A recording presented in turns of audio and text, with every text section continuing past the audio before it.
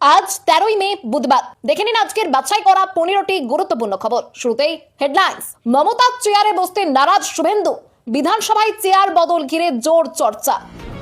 শিল্প বিনিয়োগ ও টলিউড নিয়ে শ্রমিকের বিস্ফোরক মন্তব্য, নাম না করে খোঁচা দিলেন সৌরভ গাঙ্গুলিকে।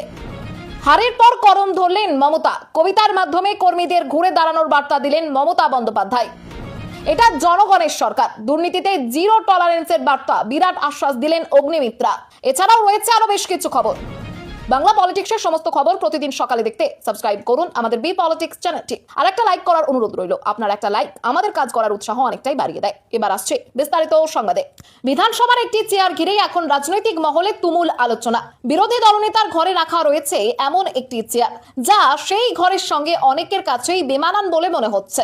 পরে জানা যায় ওই চেয়ারটি একসময় ব্যবহার করতেন তদানীন্তন মুখ্যমন্ত্রী মমতা বন্দ্যোপাধ্যায়। তবে সেই চেয়ারকে মমতার চেয়ার বলতে নারাজ বর্তমান মুখ্যমন্ত্রী শুভেন্দু অধিকারী। মুখ্যমন্ত্রী হিসেবে দায়িত্ব নেওয়ার পর প্রচলিত রীতি ভেঙে শুভেন্দু অধিকারী নিজের সঙ্গে করে নিয়ে এসেছেন বিরোধী দলনেতা থাকাকালীন ব্যবহৃত তার পুরনো পরিচিত চেয়ারটি।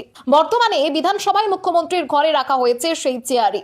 সাধারণত মুখ্যমন্ত্রীর দপ্তরে একটি নির্দিষ্ট আসন দীর্ঘদিন ধরে ব্যবহার করা হয়, কিন্তু শুভেন্দু অধিকারী সেই প্রচলিত রেওয়াজ বদলে নিজের রাজনৈতিক লড়াইয়ের স্মৃতিবহ চেয়ারকেই প্রাধান্য দিয়েছেন। অন্যদিকে মমতা বন্দ্যোপাধ্যায়ের ব্যবহৃত পুরনো চেয়ারটি এখন পাঠানো হয়েছে বিরোধী দলনেতার ঘরে। বর্তমানে বিরোধী দলনেতার দায়িত্বে রয়েছেন শোভনদেব চট্টোপাধ্যায়। তিনি মমতা বন্দ্যোপাধ্যায়ের ব্যবহৃত ওই চেয়ারে বসবেন কিনা তা নিয়েও শুরু হয়েছে জল্পনা। সূত্রের খবর, এই বিষয়ে এখনো চূড়ান্ত সিদ্ধান্ত নেননি শোভনদেব। প্রয়োজনে ওই চেয়ারটিকে সম্মানের সঙ্গে সংরক্ষণ করে তার জন্য নতুন চেয়ার আনা হতে পারে। রাজনৈতিক মহলের একাংশের মতে এই চেয়ার বদল শুধুমাত্র আসবাব পরিবর্তনের ঘটনা নয়, মুখ্যমন্ত্রীর ঘরে নিজের পুরনো চেয়ার নিয়ে যাওয়ার মাধ্যমে শুভেন্দু অধিকারী তার রাজনৈতিক লড়াইয়ের ধারাবাহিকতাকেই প্রতীকীভাবে তুলে ধরতে চেয়েছেন। শিল্প বিনিয়োগ ও টলিউড নিয়ে শ্রমিকের বিস্ফোরক মন্তব্য, নাম না করে খোঁচা দিলেন সৌরভ গাঙ্গুলিকে।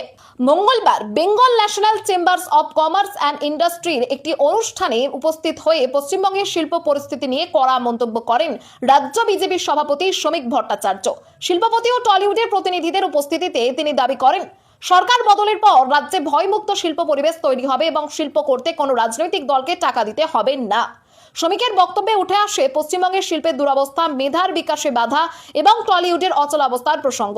পূর্বতন সরকারের গ্লোবাল বিজনেস সামিটের প্রসঙ্গ টেনে তিনি বলেন, বহু শিল্পপতি তাদের মূলধন অন্য রাজ্যে সরিয়ে নিয়েছেন। জমি অধিগ্রহণ নীতিরও সমালোচনা করে তিনি জানান, নতুন সরকার পাঞ্জাব, মহারাষ্ট্র ও হরিয়ানার মডেলে নতুন জমি নীতি আনবে। তিনি শিল্পপতিদের পশ্চিমবঙ্গে নির্ভয়ে বিনিয়োগের আহ্বান জানান এবং রাজনৈতিক হস্তক্ষেপ না হওয়ার আশ্বাস দেন। পাশাপাশি 2023 সালে স্পেন সফর ও শালবনির ইস্পাত কারখানা ঘোষণাকে ইঙ্গিত করে